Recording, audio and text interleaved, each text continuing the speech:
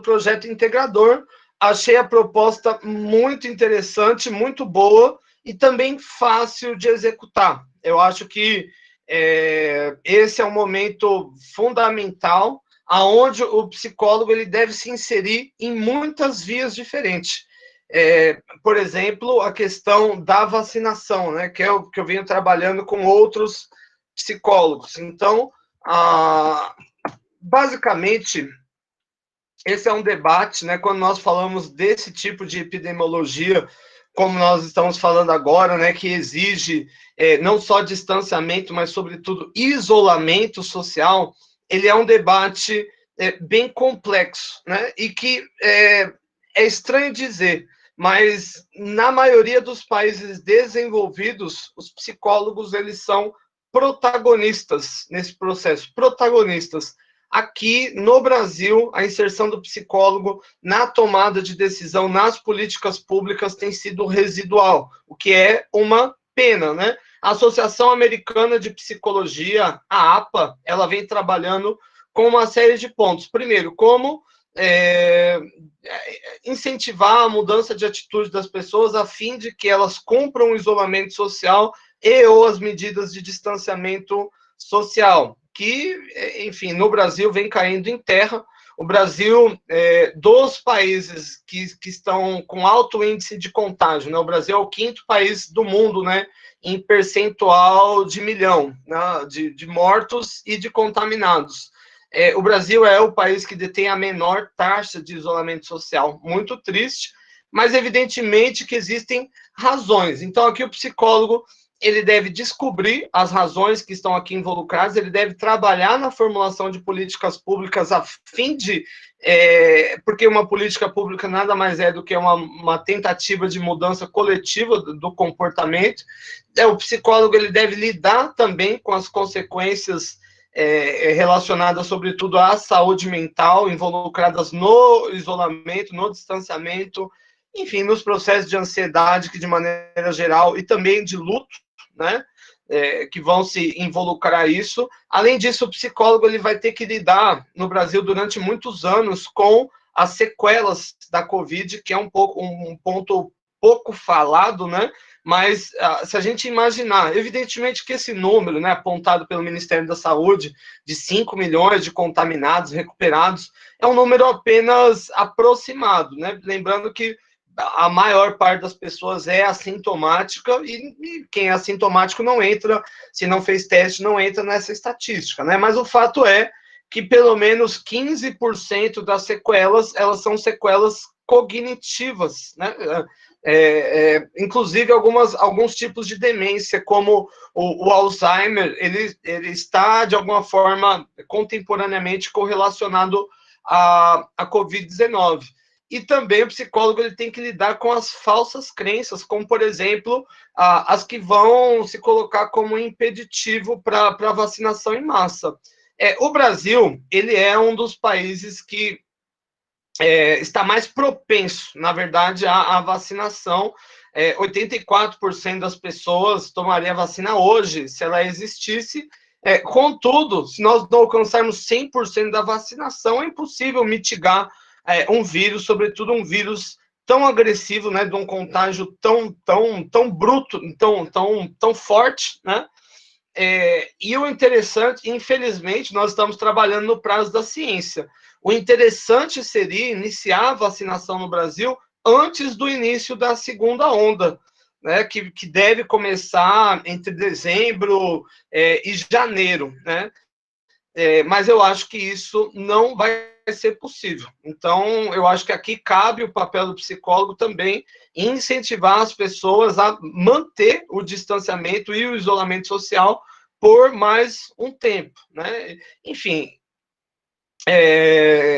alguns grupos estão comigo, né? Estão na minha alçada, então já me coloco à disposição desde já a esses grupos. Nós podemos fazer live, o que for, para tirar a dúvida na execução do trabalho, que eu acho que vai ser bem tranquilo. E para os demais grupos, eu também me coloco à disposição, sobretudo por e-mail, thiago.moraes@uniandrade.edu.br. Enfim, passado, então, esse recado, vamos à aula de hoje. Então, o nosso debate hoje, ele busca responder uma única questão. A natureza humana, ela seria boa ou ela seria ruim? Os seres humanos, eles são bons por natureza ou, ao contrário, eles são maus por natureza? Enfim, existem, se a gente olhar, pelo menos para os resultados sociais, existem evidências de ambos os lados. Primeiro, vamos imaginar que a hipótese correta é que os seres humanos seriam ruins por natureza. Quais evidências nós temos aqui involucradas que podem dar suporte, apoio a essa hipótese?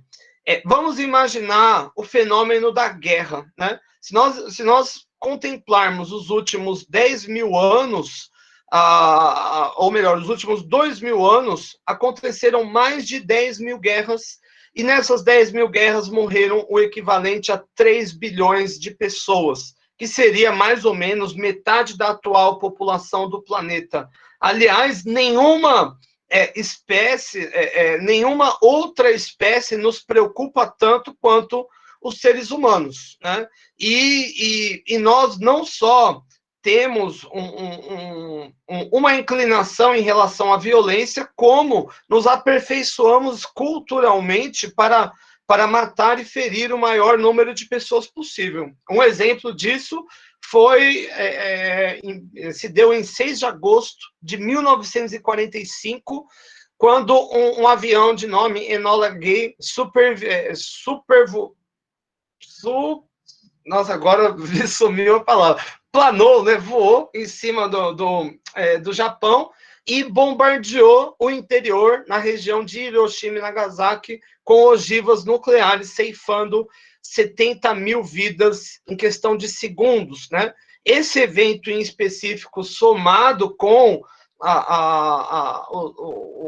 todo o mal, né, perpetrado entre a Primeira e a Segunda Guerra Mundial, forçaram os seres humanos a criarem as instituições multilaterais a fim de se perpetuar a paz, né? Então, aqui nós estamos falando das instituições voltadas aos direitos humanos, a Organização das Nações Unidas e também as instituições financeiras multilaterais, como o Banco Mundial, Fundo Monetário Internacional e Organização Mundial de Comércio. Agora, passado quase 70 anos da criação desse sistema, né, de direitos humanos fundamentais, nós vemos que o mundo ele ainda continua extremamente nocivo, extremamente hostil, existe a iminência de uma terceira guerra mundial.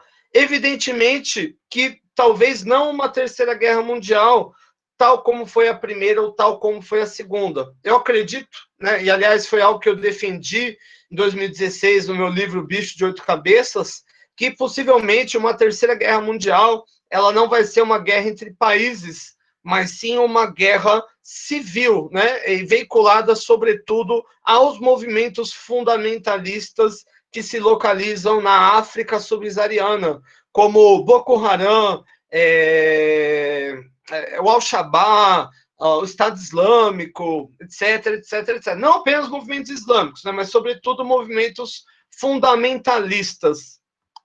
Essa é uma possibilidade, né? Aliás, nós já tentamos todas as formas para reduzir a violência, né? A pena de morte, que aliás foi o tema que eu mais estudei, né, ao longo da minha carreira acadêmica, a prisão, que é o meio mais humano, né, sugerido pelos Quakers religiosos, a criação de presídio, os armamentos, né? Aliás, aqui no Brasil existe um presidente que defende armar a população para isso reduzir a violência, enfim. Agora, no outro escopo, nós podemos considerar que, de fato, os homens são violentos, mas, por exemplo, o número de pessoas que faz caridade é muito maior do que o número de pessoas que comete crime. Se nós considerarmos, por exemplo, o ônus parental, cuidar do próprio filho, é muito maior o número de pessoas que arca com o ônus parental do que as pessoas que jogam o filho no lixo, né? E, aliás, se nós olharmos para o nosso próprio convívio com outras pessoas, a maior parte do nosso convívio com outras pessoas se mostra pacífico e não violento. Então, aqui se estabelece essa incógnita. Gente, eu vou compartilhar a tela só para mostrar o nosso AVA. No AVA dessa semana, da semana 13, eu coloquei também uma videoaula. Para outra turma, eu dei uma aula sobre esse mesmo tema, que eu gravei no YouTube. Então, basta clicar aqui. É uma aula de mais ou menos uns 14 minutos, bem resumido sobre o tema de hoje. Acho que pode ajudar. Então, aqui nós temos o debate clássico, né? De um lado, Jean-Jacques Rousseau, um francês, né?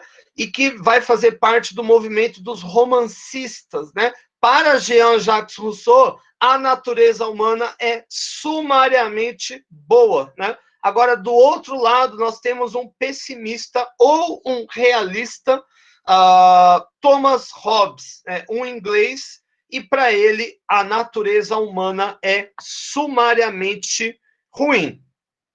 Bom, agora vamos analisar os argumentos de um e de outro. Vamos analisar os argumentos de um e de outro. Se tiver alguém aí disponível para falar comigo hoje aqui, eu aceito para a gente fazer uma conversa aqui para exemplificar as questões. Mas se não tiver também, tudo bem. Bom, primeiro, vamos falar do Thomas Hobbes. Qual é o contexto que o Thomas Hobbes viveu? Idade Média. E o que estava acontecendo na Idade Média? Perseguição religiosa. Aqui, a Inquisição, os Templários, eles matavam. Aliás, se nós imaginarmos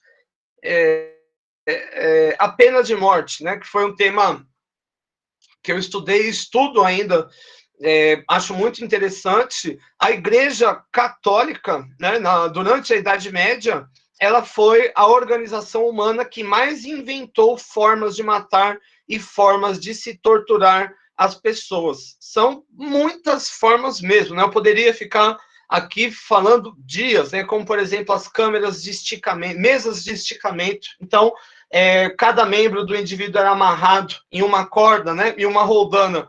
E o padre, né, ia ali girando essa roldana, pedindo ali para o indivíduo se confessar, pedindo para o indivíduo se abster, né, do demônio, e chegava a um determinado ponto aonde, né, por conta da pressão, as articulações se descolavam, o próprio tecido rompia, né, e os quatro músculos, os quatro membros eram extraídos ali do indivíduo, e isso levava a um sofrimento extremo. Enfim, é nesse cenário onde Thomas Hobbes viveu, e Thomas Hobbes ele parte de uma máxima, né, de que o homem é o lobo do próprio homem, ou seja, no reino animal, quem caça a gazela é o leão, quem caça o bisão é o tigre, mas entre seres humanos, não. Quem caça seres humanos são outros seres humanos. Então, aqui, vamos fazer uma sequência lógica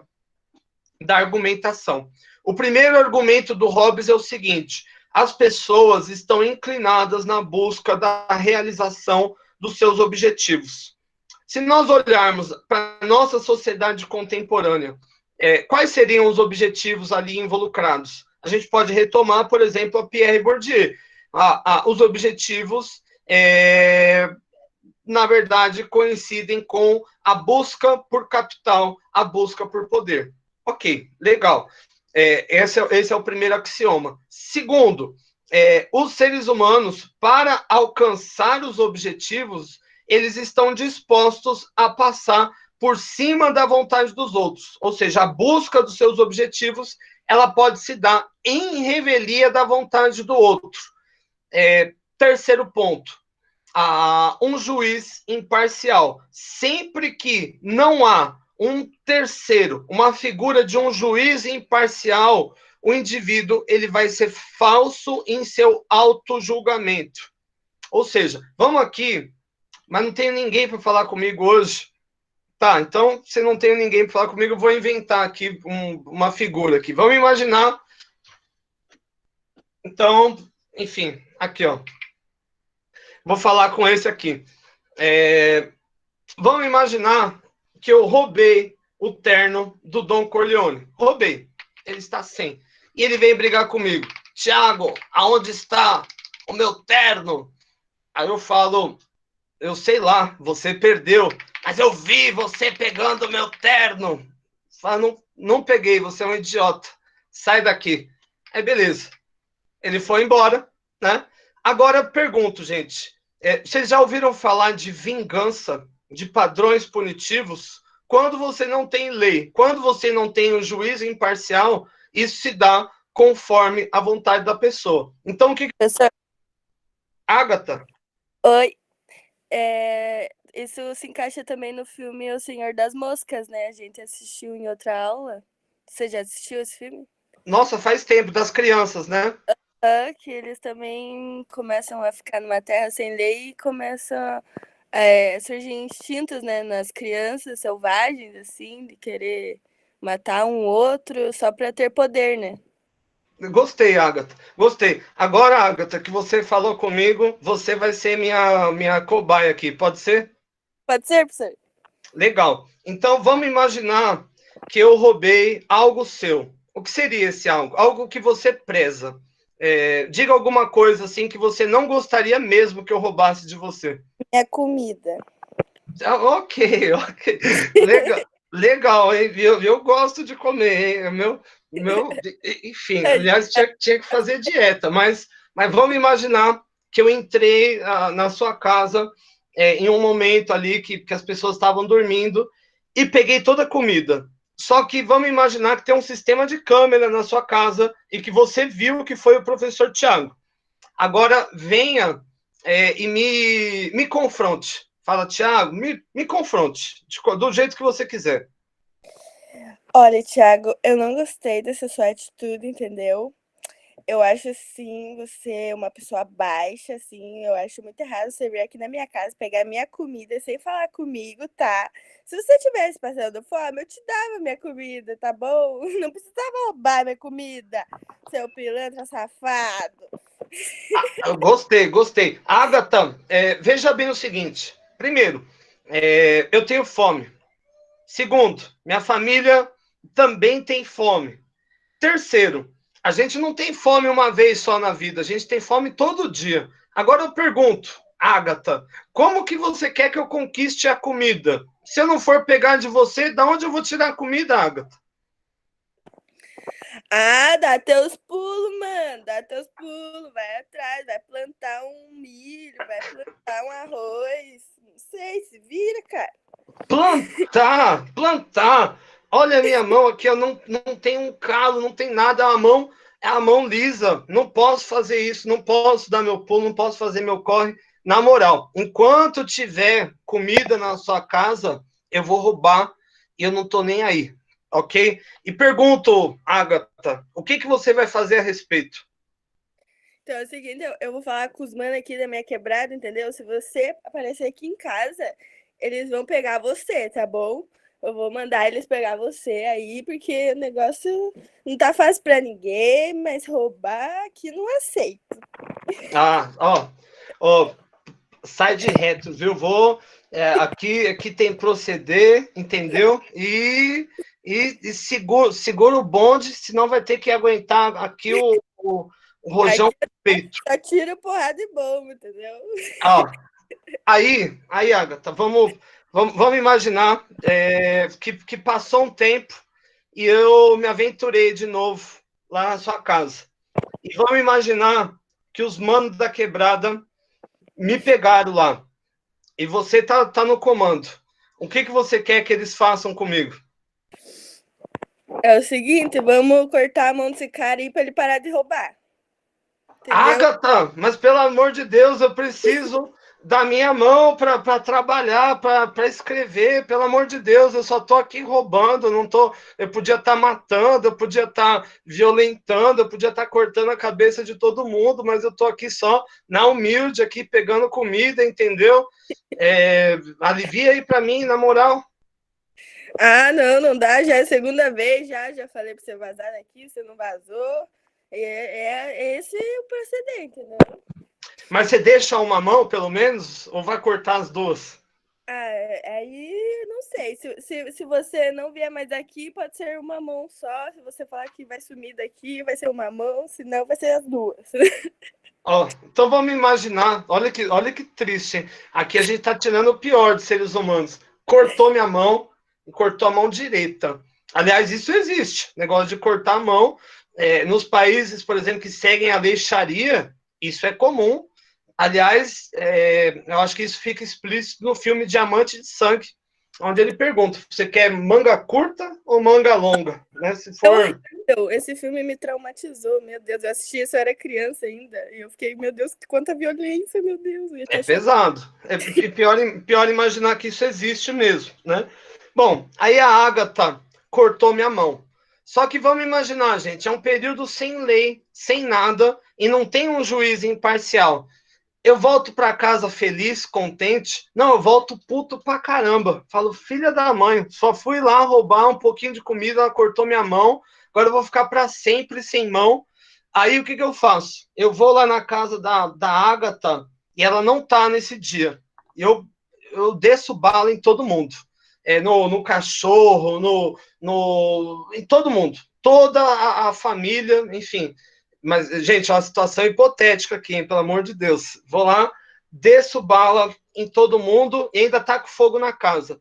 Agora vamos voltar para Agatha. Agatha, olha o que aconteceu.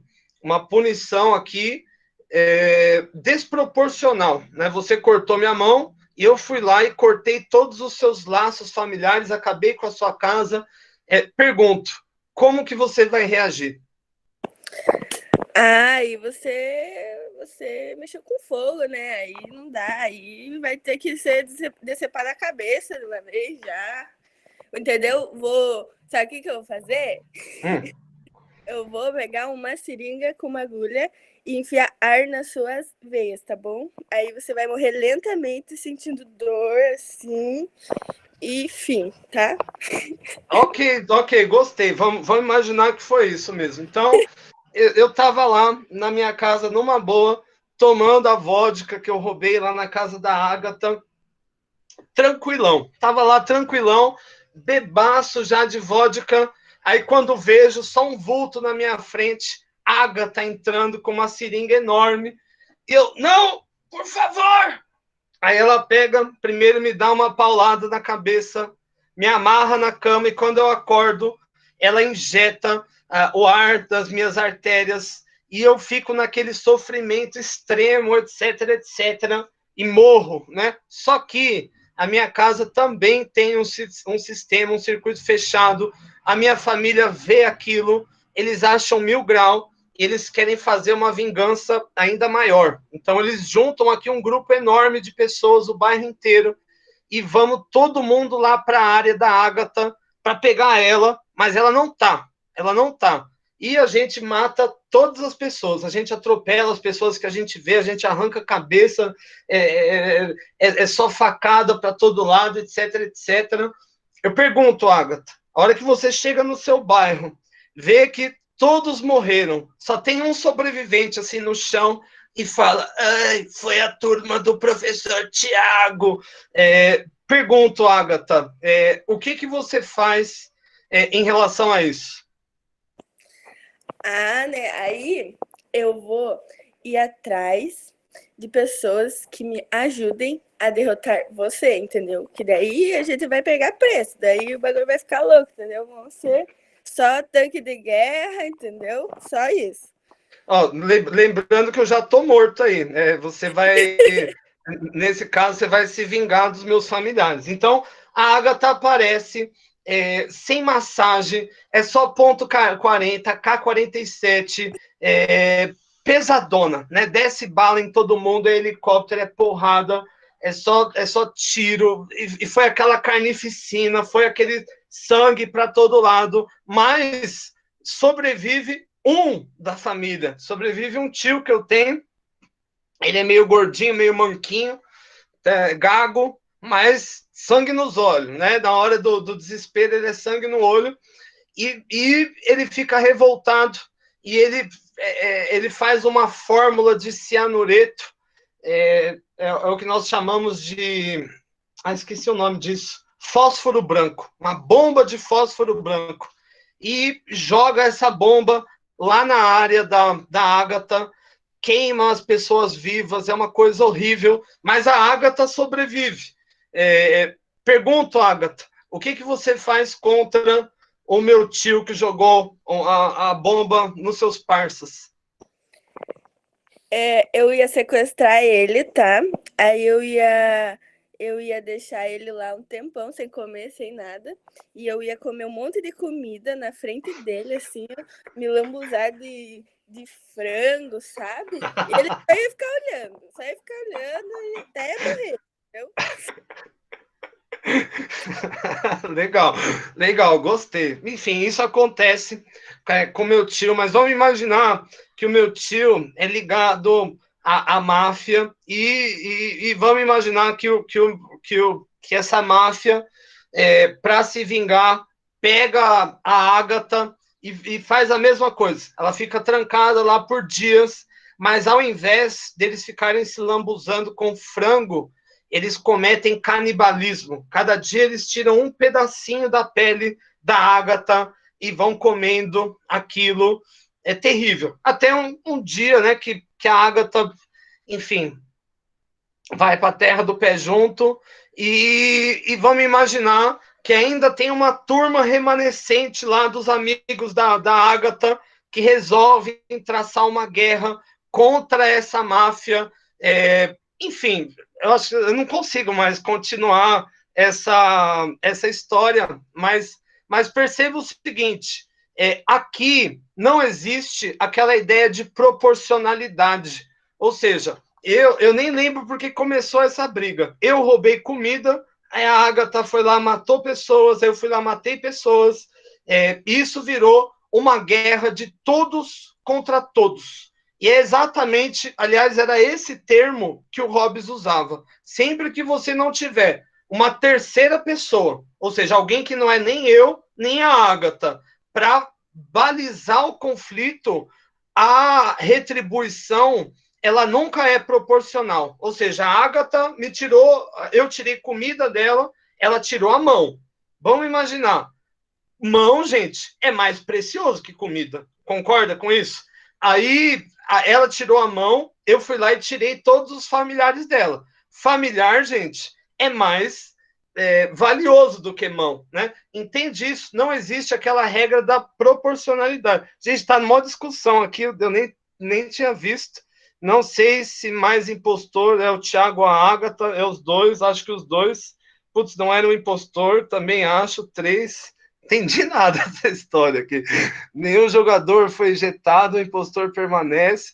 Enfim, é um jogo. Ok. Aqui é uma guerra de todos contra todos. Então, aqui, primeiro, a busca pelos meus objetivos passa por cima dos objetivos da Agatha. Por exemplo, quando ela comprou comida para a casa dela, o objetivo não era dar para o professor Tiago aquela comida, era ela mesma se alimentar daquilo. Senão ela teria comprado, por exemplo, comidas ruins, né? Eu chegaria lá para roubar, ia ter o quê? Quiabo, ia ter, sei lá, chicória, ia ter... Fígado. Ia ter o quê? Fígado. Fígado, mas isso eu gosto, Vinícius. Mas tudo bem, que ele ia ter aquele fígadozão cru ali, né? Quiabo não é ruim. Quiabo não é ruim, mas também não é exatamente um sonho, né? Alimentar. Enfim. Giló, é verdade, um gilózão, sabe? Ela ia, eu acho que pegar pote de sorvete, sabe? Aquele sorvete mais gostoso de todos, do Fredo, e colocar giló com feijão guardado. Isso nunca aconteceu com vocês, gente, de acordar de madrugada, ir na geladeira, pegar o pote de sorvete e ter feijão dentro? É uma das piores coisas que já aconteceu várias vezes comigo isso. Enfim, mas tirando aqui esse caso, né? Então, olha, eu persegui o meu objetivo era ter o alimento.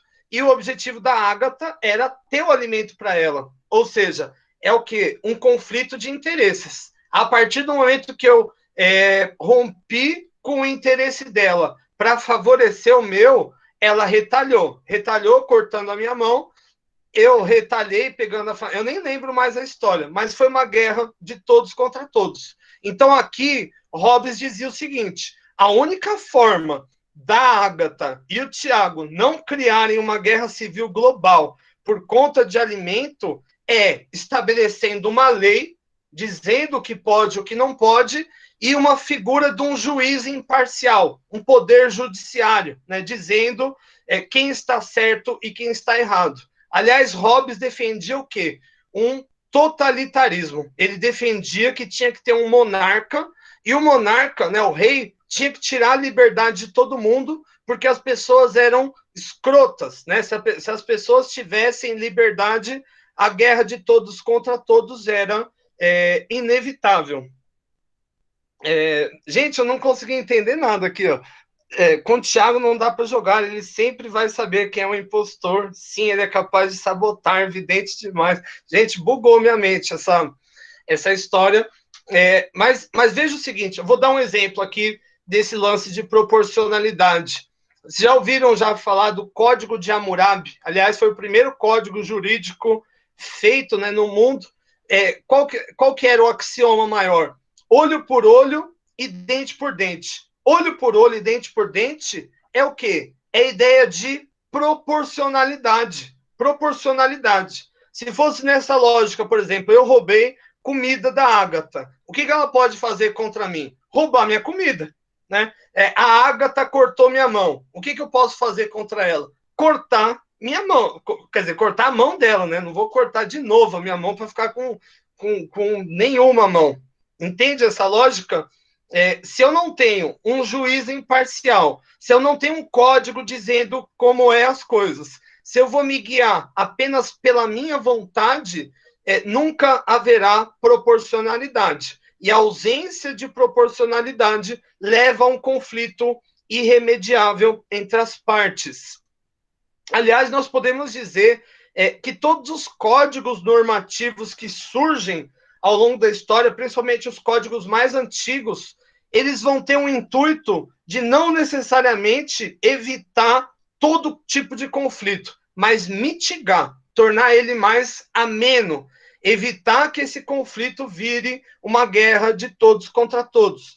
Vamos imaginar, por exemplo, aquele que veio do céu, né, os 10 mandamentos. Não roubarás, não matarás, não sei lá o que com a mulher do outro, enfim, aqui nós estamos falando do quê? De um critério mínimo, né, do que pode e o que não pode. Então, dentro dessa lógica, vamos tentar resumir. Eu, enquanto indivíduo, sou inclinado a buscar os meus objetivos, né? Eu quero ter comida, eu quero ter celular, eu quero ter carro, eu quero ter etc, etc. No mundo contemporâneo, os meios para se ascender a isso são muito difíceis, né? Trabalhar é muito chato, né? Aliás, trabalhar, né? A palavra trabalho vem de tripalium, né? Que é um instrumento de tortura utilizado pelos romanos para submeter as pessoas à sua vontade. Então, trabalhar é você apanhar todos os dias. Muito ruim. Não, eu não quero. Prefiro roubar a Ágata. Muito melhor, né? Alimentos maravilhosos. Hambúrguer, pizza. Aliás, comeria ambos agora. Se fosse hambúrguer e pizza, comeria. Chocolate de sobremesa. Na verdade, pizza de chocolate com sorvete. No Brasil é demais, né? A gente mistura todas essas coisas e fica tudo perfeito, né? Muito demais é fogo, né? Então, a lógica aqui, então, em suma, resumindo o argumento de Hobbes, a guerra e o conflito entre os seres humanos, para o Hobbes, eles não são uma exceção, ou seja, acontece uma coisa, não, eles são uma constante, eles são a constante, principalmente porque sem uma terceira pessoa, sem um terceiro poder legislando em relação à sua liberdade, os indivíduos vão ter o seu egoísmo hipertrofiado e vão perseguir os seus objetivos, não se importando em passar em cima dos demais. Nesse caso, para se resguardar, ou seja, como eu sei que a Ágata, como eu sei, tem vários aqui, né, na turma aqui, Ó, a colega que eu tô vendo aqui, a Helena, vou dar um tchauzinho para ela. Como eu sei que são todas pessoas ruins, né? Como são todas pessoas péssimas, eu já vou ficar cabreiro, né? Vai chegar alguém para me pedir alguma coisa, eu bato primeiro, depois eu pergunto. Ah, não era me roubar, né? Era só cumprimentar, foi mal, né? Vamos tirar a porrada daqui. Esse é o lance. Então, essa é a argumentação do Hobbes, em suma, né? Claro, gente, que evidentemente o Hobbes não falou dessa forma, né? Ele, enfim, aqui ele escreveu um livro chamado Leviatã, e o objetivo era defender o poder do monarca, defender o autoritarismo. Ele achava que a ditadura era o melhor caminho porque as pessoas eram horríveis, né? É só tirando a liberdade da pessoa que eu tiro a possibilidade dela cometer um ato ruim contra outra pessoa, né? Então aqui é aquele jogo de soma zero. Não sei se vocês já ouviram falar. Se bem que vocês estão falando de um jogo aqui, ó, dá um socão e depois coloca um band-aid doloridinho. Exato, é o que eu faria. Vem aqui a Helena, puf, só dou aquele jab direto. Aí foi mal, desculpa. Aí eu venho com aquele mertiolate que arde. Vocês lembram disso, gente? Vem com aquele negócio ali. Aliás, quando eu era criança e me machucava na rua, tal, assim, eu nunca contava para os meus pais, porque primeiro eu apanhava de novo, e segundo, eles já vinham já com esse mertiolate, com essa coisa, e jogava bastante, né, ardia. Enfim, então aqui, em suma, gente, acho que eu estou embaralhando um pouco, mas em suma, para o Hobbes, existe uma inclinação interna de nós buscarmos aquilo que nós desejamos e também não nos importarmos com os demais e só nos importarmos com o nosso interesse.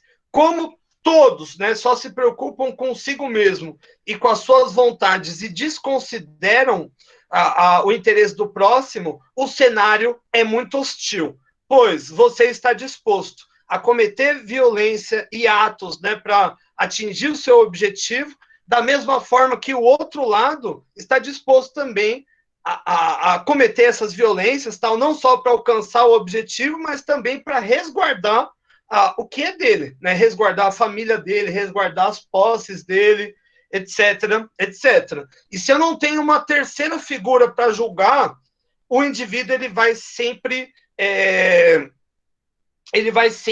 se declarar inocente. Ele nunca vai assumir a culpa.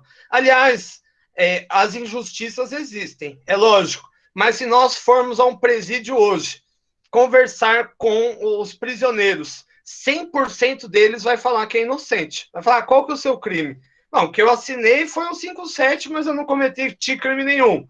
E por aí vai, né? É a mesma coisa aqui. Roubei a Ágata, falei que não fui eu, ela foi lá, cortou minha mão, eu fui lá, cortei a família dela, ela foi lá, jogou bomba em mim, eu fui lá e joguei bomba nela, ela foi lá e torturou meu tio com comida, a máfia foi lá, torturou ela com canibalismo, e, enfim, né, guerra de todos contra todos. Agora eu pergunto, ao longo da história, nós temos exemplos de guerra de todos contra todos? Infelizmente, sim, né? E não só na história antiga, como na história recente. Por exemplo, em Ruanda, na década de 90, haviam duas etnias, os Tutsis e os Hutus.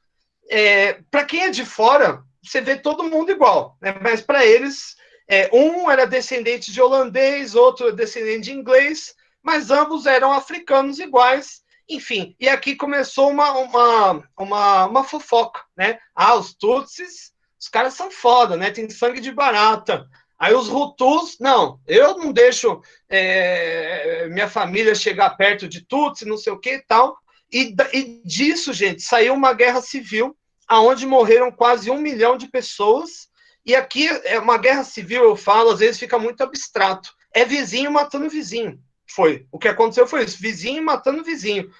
As imagens que tem da época são horríveis, né? As pessoas matavam umas às outras e penduravam as cabeças na frente da casa para dizer, se você entrar aqui, é 1000 graus. Aqui tem proceder, aqui a gente arranca as cabeças, né? Como diz em espanhol, aqui nosotros matamos los güeros, né? É mais ou menos a lógica lá de Ruanda. E isso só acabou na hora que não tinha mais gente para matar. Aliás, Ruanda, até hoje, olha que interessante, as mulheres, elas são protagonistas em todas as profissões em Ruanda. Por exemplo, na política, a maioria é mulher, nas forças armadas, em todas as profissões. Aí você pode falar, caramba, é o país mais igualitário do mundo. Não, é porque morreram todos os homens, sobraram apenas mulheres e crianças. Então, enquanto nessas crianças não for grandes o bastante para, enfim, uma loucura, né? Bom, acho que está claro até aqui. Então, só vamos fazer um último resumo. Então, primeiro, uma inclinação egoísta. Uma inclinação egoísta somada a uma desconsideração pelo próximo. Nesse cenário, é como um cabo de guerra. Um puxa o outro. Sem haver um juiz imparcial, não é possível estabelecer a culpa e não é possível estabelecer uma punição restauradora. Nesse caso, é estabelecido um cenário de vinganças mútuas, ou seja, eu vou punir a Agatha vai me punir, eu vou punir a Agatha vai me punir, e isso vai se dando de maneira escalonada até haver a guerra de todos contra todos. Qual é a solução de Thomas Hobbes? Criar uma ditadura muito severa, ceifar a liberdade das pessoas, e isso garantiria um mundo melhor. Agora eu pergunto, funciona? Não também, né? Se nós imaginarmos no presente, os países mais violentos do mundo são todos países totalitários, são países que tiram a liberdade das pessoas. Uganda, por exemplo, tem pena de morte para adultério, tem pena de morte para se você troca de religião, tem pena de morte para quem consome álcool. E eu pergunto, não tem tráfico em Ruanda? É claro que tem. Não tem roubo em Ruanda? É claro que tem, né? Aliás, pelo que eu estudei até o presente, os países que cerceiam mais a liberdade e que punem de maneira mais severa, eles vão em sentido contrário. Eles são países cujo a criminalidade é mais elevada, a solidariedade social entre as pessoas é mais baixa, o nível de desconfiança é também muito alto, ok?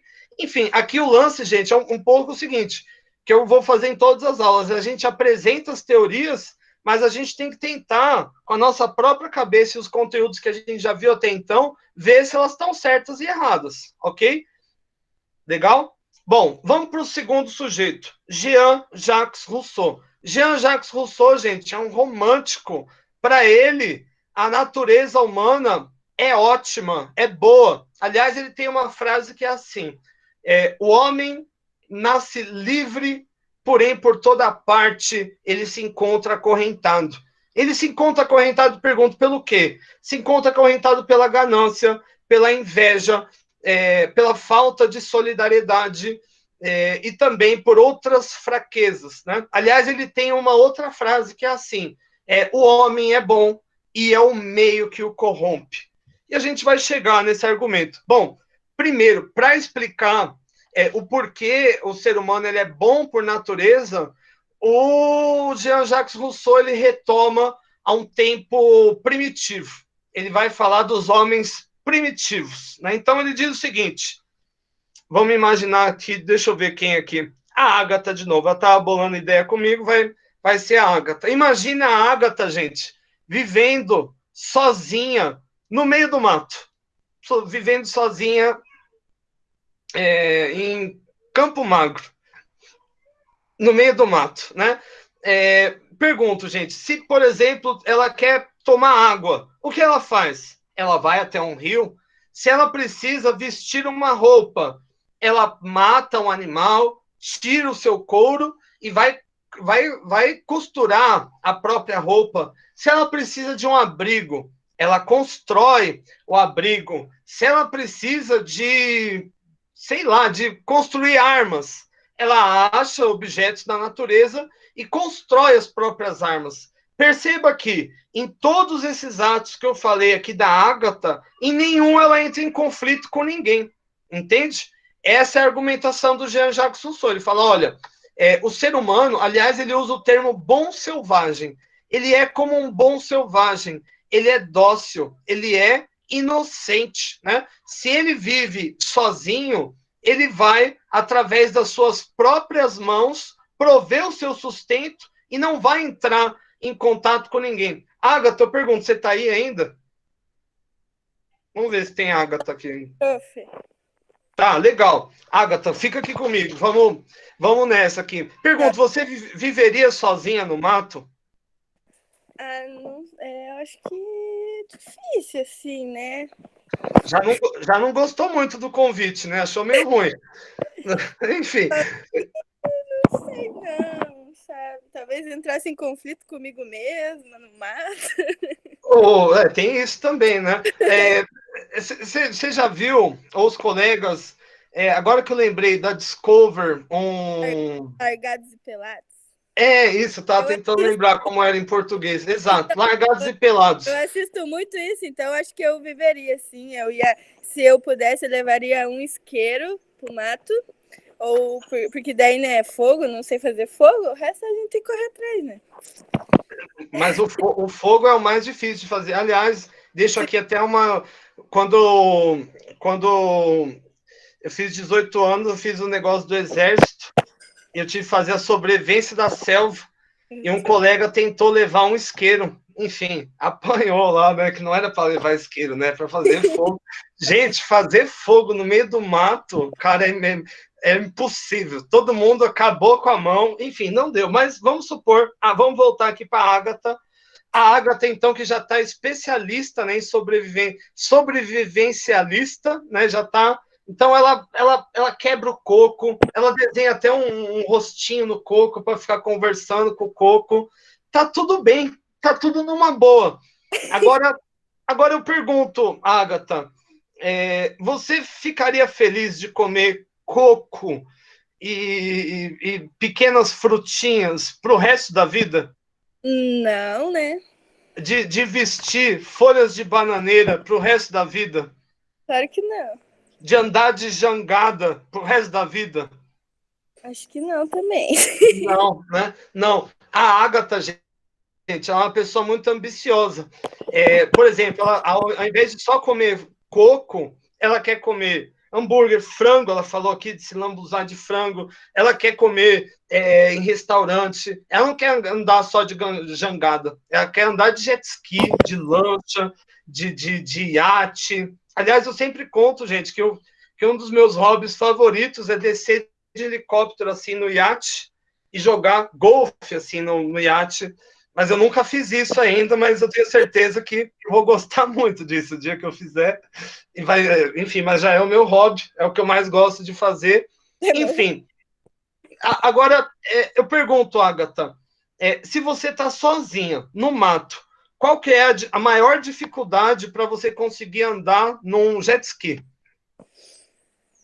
De subir nele, assim, né? Saber como que anda, que ele funciona. Não.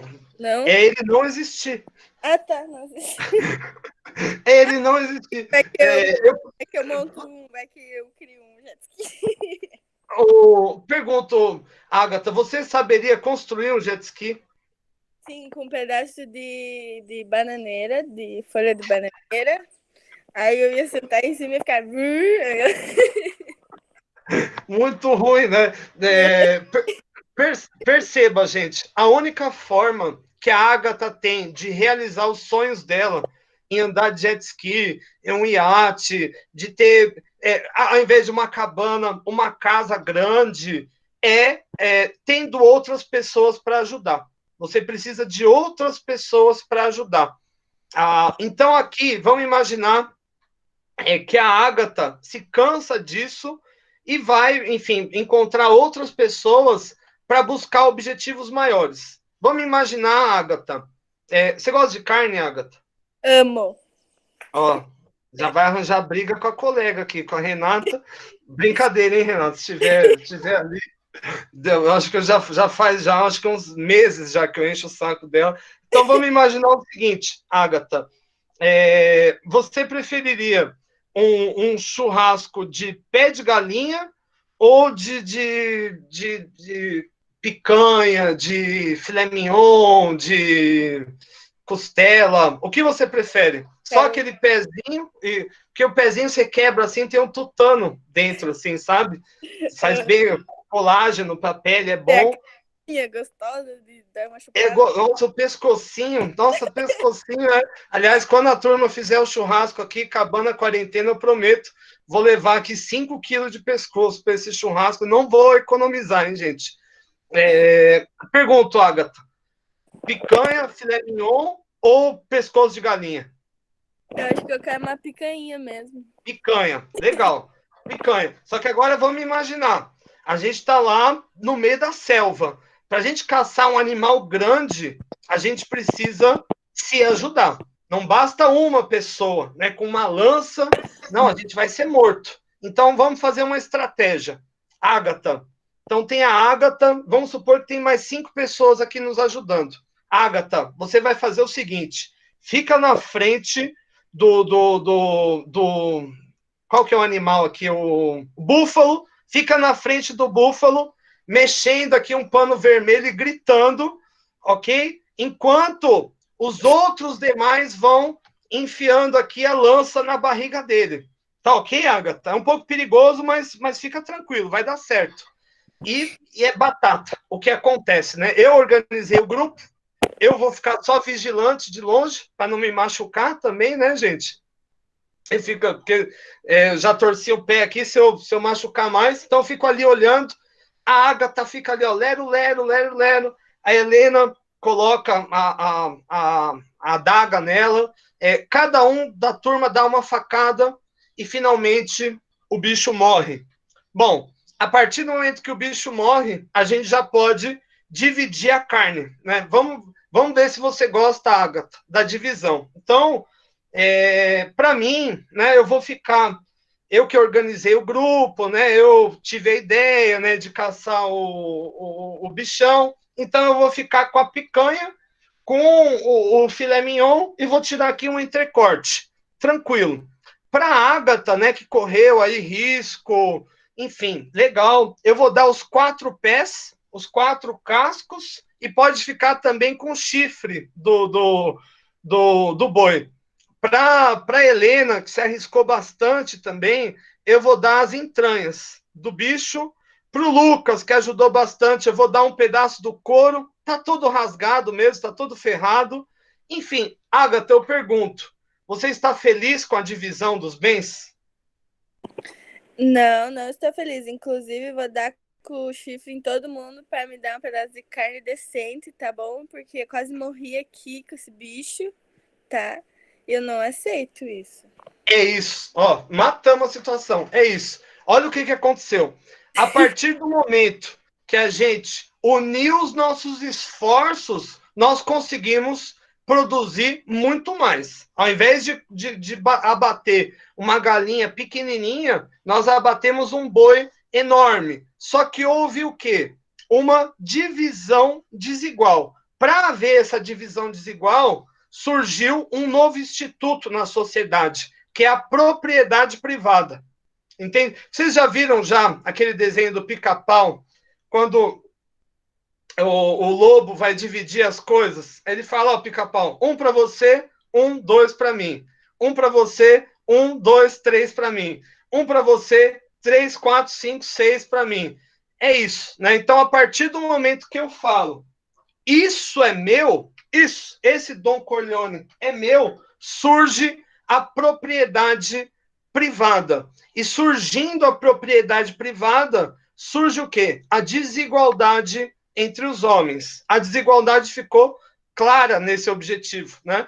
Quando nosso objetivo era comer. Eu fiquei com picanha, filé mignon, entrecorte, bife de chorizo. A Agatha ficou com chifre, pé de boi, né? Que dá para fazer uma sopa maravilhosa.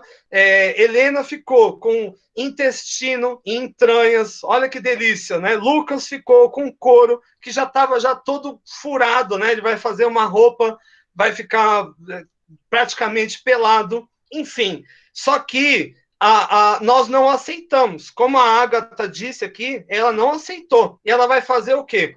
Vai pegar o chifre e vai dar em todo mundo. Vai dar chifrada em todo mundo. Nesse momento, aqui também surge o conflito entre os seres humanos. E, nesse caso, o Rousseau também tem uma sugestão parecida. Para ele, é necessário uma terceira instituição, nesse caso o Estado, para balizar a distribuição de bens entre as pessoas e evitar o surgimento da desigualdade, né? Não sei se ficou claro. Então, a partir do momento, enquanto a Agatha viveu lá na floresta sozinha, plantou a comidinha dela, matou o coelhinho dela, fez lá a cabaninha, fez aquela roupinha, ficou brincando de jet ski de mentira na água, não aconteceu nada de ruim. Mas nós, seres humanos, nós somos inclinados a buscar coisas maiores. Não queremos morar em cabaninha a vida inteira, não queremos comer coelhinho a vida inteira, não queremos brincar de jet ski de mentira a vida inteira. E para isso, nós precisamos o quê? De um concurso de mãos. Nós precisamos de várias mãos para construir, por exemplo, um prédio igual aquele do Santa Quitéria, sabe, onde a gente estuda. Não dá para uma pessoa. Imagina quantas pessoas não tiveram que trabalhar dentro daquele projeto. Mas a partir do momento que a gente se junta, surge também a propriedade privada. Ou seja, aquilo que é meu e aquilo que é seu. O que é meu, você não pode usufruir. O que é seu, eu não posso usufruir.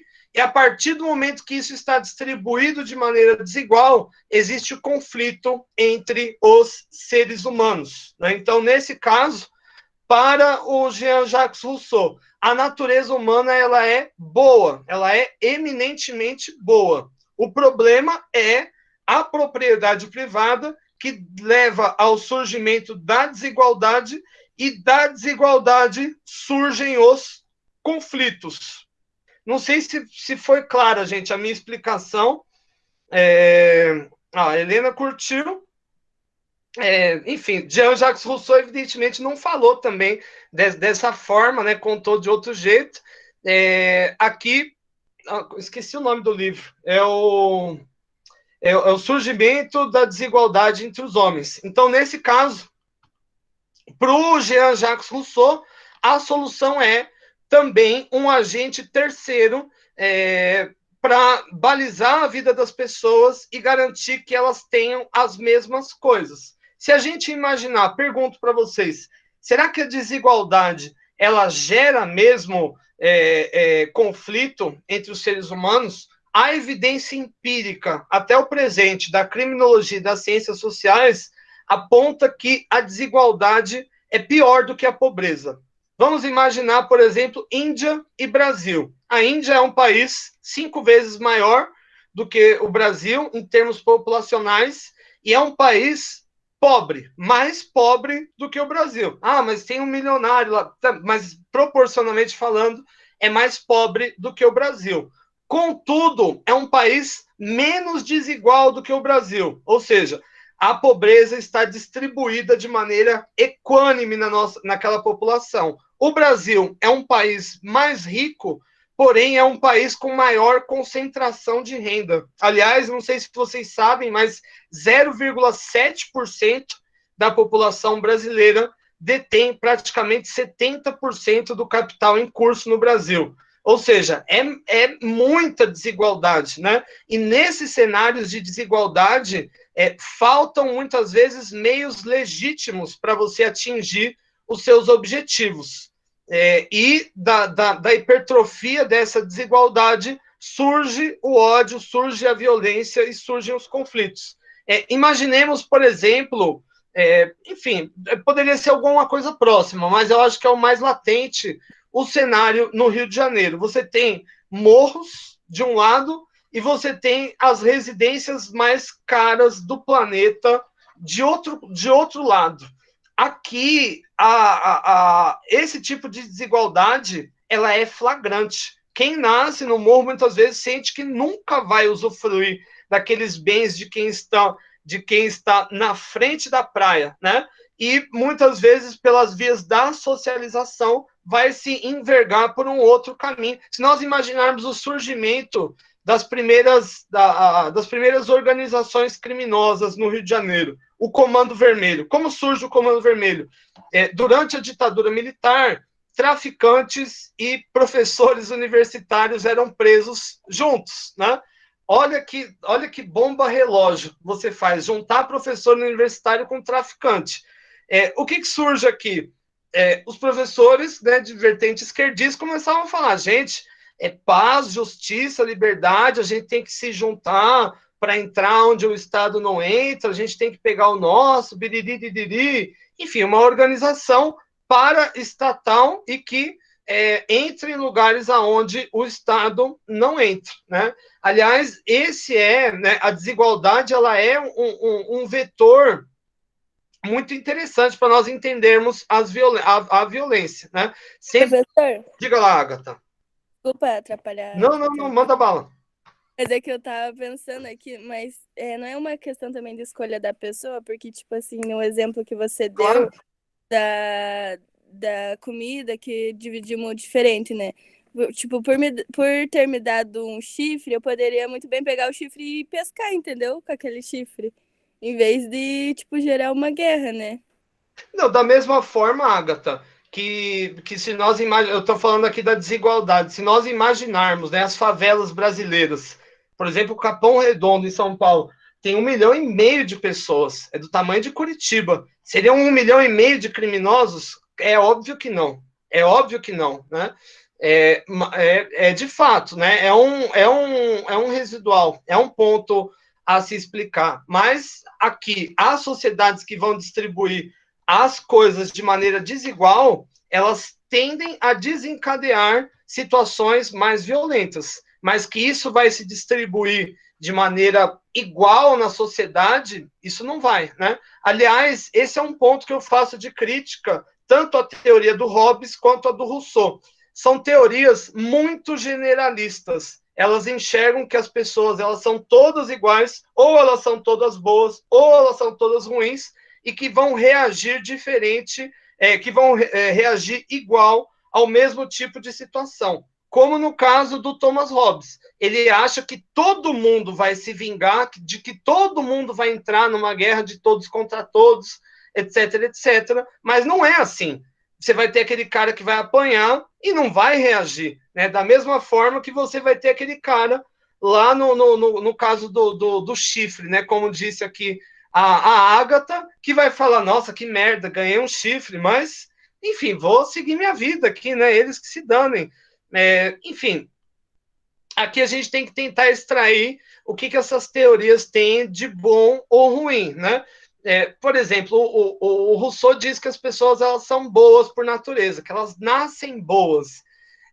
Enfim, é difícil dizer se as pessoas nascem boas ou ruins, mas eu nunca vi um bebê cometer um homicídio, por assim dizer, né? E isso poderia ser uma prova de que as pessoas elas são boas, mas aqui nós vamos desconsiderar outras variáveis. Existem, por exemplo, variáveis e inclinações biológicas que nem sempre são bem conhecidas, né? E que levam, muitas vezes, crianças, muitas vezes muito pequenas, a praticarem atos muito hostis contra outras pessoas, mesmo sem haver contingências culturais ou sociais que desencadeiam isso, né? Mas vamos fazer aqui um comparativo, colocar um e outro, né? Então, primeiro, Hobbes vai entender que as pessoas elas são ruins e perseguem objetivos. Rousseau vai entender que as pessoas são boas, mas elas também perseguem objetivos, né?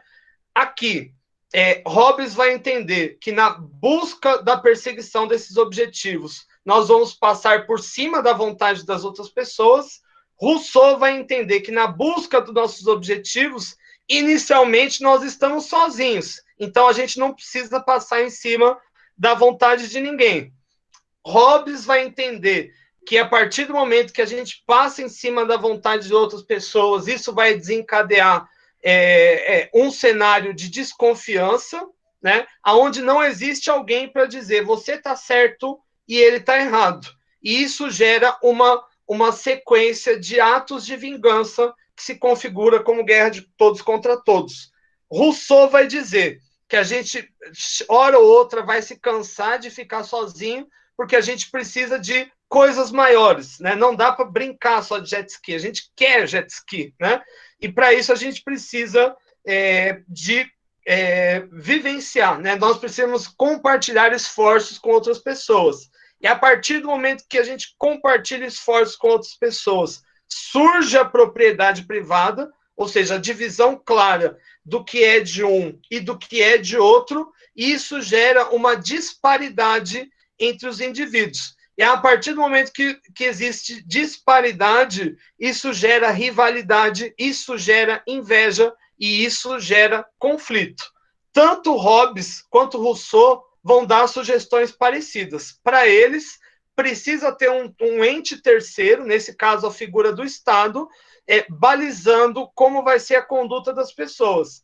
Hobbes achava que esse terceiro tinha que ser muito agressivo, tinha que ser um ditador, ceifar toda a liberdade das pessoas. Rousseau não focava tanto nisso. Rousseau dizia que esse terceiro tinha que garantir que os bens fossem distribuídos de maneira igual. A minha opinião em relação a essas teorias, elas são interessantes, né, principalmente porque elas foram escritas há mais de 400 anos. Faz tempo, né, que esse debate está rolando. Mas, de fato, a inclinação da agressão e da violência, ela é uma constante entre seres humanos, da mesma forma que a bondade e o altruísmo também é constante entre os seres humanos.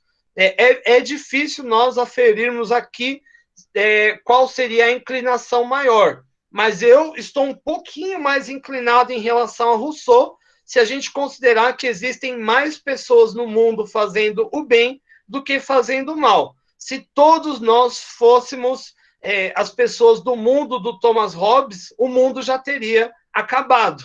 Mas o mundo também não é o mundo dos ursinhos carinhosos, como quer entender o Jean-Jacques Rousseau. Então, eu posso dizer que ambas as teorias elas estão parcialmente certas e ambas as teorias elas também estão parcialmente erradas. Aliás, eu deixo aqui algumas dicas. Quanto ao caso do Hobbes, a colega falou do Senhor das Moscas aqui, eu achei uma referência interessante. E eu dou uma outra, que é o Ensaio sobre a Cegueira. É um livro do José Saramago e que também se transformou em um filme. Basicamente, você tem uma sociedade onde todos ficam cegos. Você está cegão lá, né? Cegão, cegão. Então, você sai perseguindo os seus objetivos. Só que aqui surge uma guerra de todos contra todos, porque não tem um juiz imparcial. Então, um quer furar o outro. Mas se nós imaginarmos pela lógica de Rousseau, naquele ambiente do ensaio da cegueira, surge também a desigualdade. Alguém lá passa a possuir uma arma e a partir desse momento esse alguém passa a monopolizar os recursos, os alimentos, inclusive os recursos sexuais. É terrível, né? Enfim, o ensaio da cegueira é interessante. Que se a gente observar bem, parece que tanto Hobbes tem razão, quanto também Rousseau também tem razão. Né? O que eles vão colocar, né, como diferente são as condicionantes dentro desse processo. Hobbes vai falar da busca do seu interesse que passa por cima dos demais, e o Jean-Jacques Rousseau vai falar da desigualdade, né, do um ter e o outro não ter. Eu acho que tanto Hobbes quanto Rousseau estão agora, nesse momento, se requebrando no caixão aqui, por conta da vulgarização que o professor fez para explicar, mas eu acho que assim fica mais fácil, né, do que eu abrir o livro do Hobbes aqui, começar a ler e filosofar malucamente. Eu pergunto, gente, ficou mais ou menos claro o argumento de um e outro? Ficou bem claro, professor. Eu consegui entender bem melhor assim do que lendo um livro do Hobbes ou do Rousseau. E eu acho que você não ia curtir também o livro do Hobbes e do Rousseau. É legal, mas é uma linguagem antiga também, os exemplos cafona que ele dava lá daquela época lá. Difícil de É, você, tipo, desenhar isso na cabeça, né? Tipo, dar um formato para aquilo para você entender, assim, porque para mim eu entendo muito mais assim com dinâmica, tendo esses exemplos assim, tipo, reais do que lendo antigo, assim. que bom.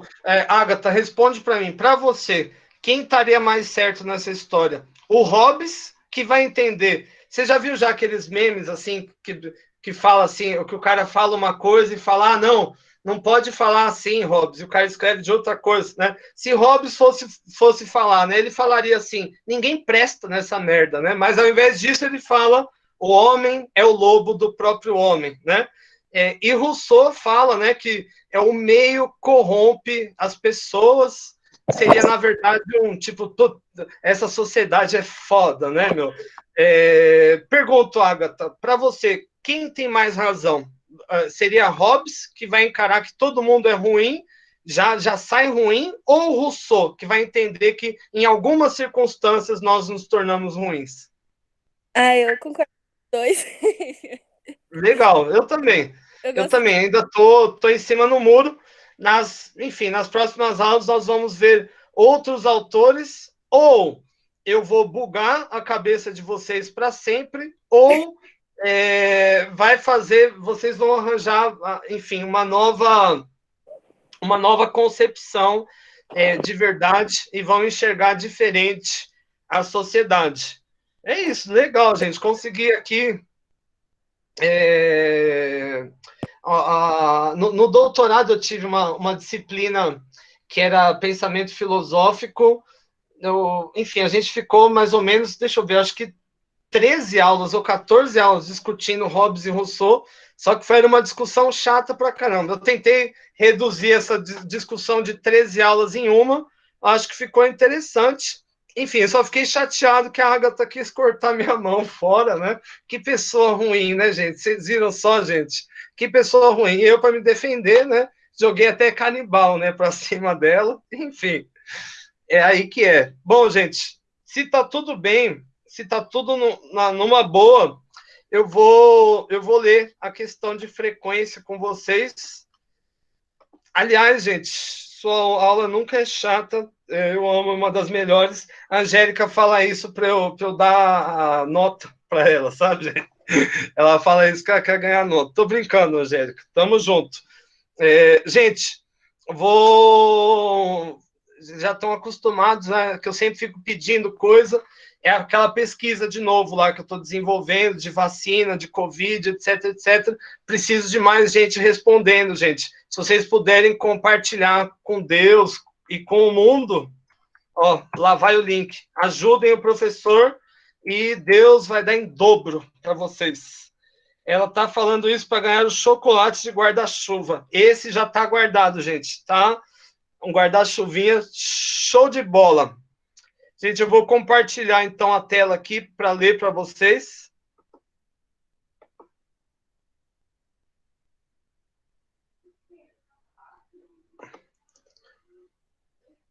Ó, e não esqueçam do linkzinho aqui da pesquisa do professor, hein, gente? Ajudem o professor a fazer pesquisa. Aliás, os resultados dessa pesquisa a gente vai cruzar mais ou menos por 15 de novembro, 16 de novembro. Talvez algum grupo possa apresentar parte desse resultado, inclusive até no projeto integrador. Eu acho uma boa. Gente, vamos lá. Ih, fiquei um tempão sem usar o Ava, quer me tirar dele aqui. Vamos lá, gente. Não vou sair do Ava, não. Não, gente, é o matinal. Gente, outra coisa também, não sei se vocês viram aí no sistema de vocês esse mural acadêmico. É um canal para vocês falarem diretamente com o coordenador, com o professor Aislan. Eu achei bem legal isso. É um canal também para vocês conhecerem o corpo docente. Ó, tem o nome de todo mundo, a formação, o link para o currículo Lattes. Enfim, eu acho que é uma forma interessante de aproximar vocês do curso. Tem também notícias, etc, etc. Se bem que aqui na notícia eles tinham que colocar a pesquisa aqui do professor, né? O pessoal ficar aqui respondendo. Deixa eles, eu vou cobrar eles. Gente, então aqui no nosso material tem uma videoaulazinha que eu gravei desse tema, acho que pode ajudar também. E tem um textinho aqui que eu resumi, enfim, contando umas historinhas aqui, né? Essa aqui do caçar até coloquei, só que em vez de um bisão era um búfalo, paraná, paraná. Enfim, espero ter ajudado, né? O conflito entre Hobbes e Rousseau. Cadê? Questão de frequência. Lembrando, gente, que para essa questão de frequência não há certo ou errado, a única coisa que há é a opinião dos senhores. E a partir de agora, peraí. Já entrando. E a partir de agora, que a gente já passou por um primeiro bimestre mais conceitual, a gente começa a pensar mais crítico em relação às teorias. Então, não é só entender a teoria, mas ver até que ponto ela está certa, até que ponto ela está errada, e para nós chegarmos no final do nosso semestre plasmando as nossas próprias teorias. Então, vamos lá. Hobbes e Rousseau trazem um debate acalorado sobre a natureza humana e as consequências sociais involucradas em cada padrão. É interessante dizer que, seja pela falta de um juiz imparcial, como no caso do Hobbes, né? Seja pelo surgimento da desigualdade social, como no caso de Rousseau, os seres humanos acabam entrando em um tipo de conflito muitas vezes inexorável, ou seja, sem volta. Como, por exemplo, aqui nesse meme, né? A partir do momento que o homem disse que isso aqui é meu e pediu auxílio dos outros, surge a propriedade privada e a desigualdade entre os seres humanos. E o Hobbes vai falar, olha para si mesmo, né? Veja como você é egoísta, safado e mentiroso, sem um juiz imparcial, você vai acabar ferrando com tudo, né? É mais ou menos o que ele quis dizer. Bom, nesse sentido, assinale a alternativa que mais se assemelha à sua opinião. A. Chama atenção a teoria de Hobbes pela necessidade que se impõe de ter um sistema penal para lidar com os litígios involucrados. Está escrito no sério, mas é no seio da sociedade. Ou seja, aqui eu preciso de uma terceira figura, né, falando, está certo, está errado, porque senão você vai julgar em causa própria, o outro não vai aceitar, ele vai se vingar, e aí já viu, né? B.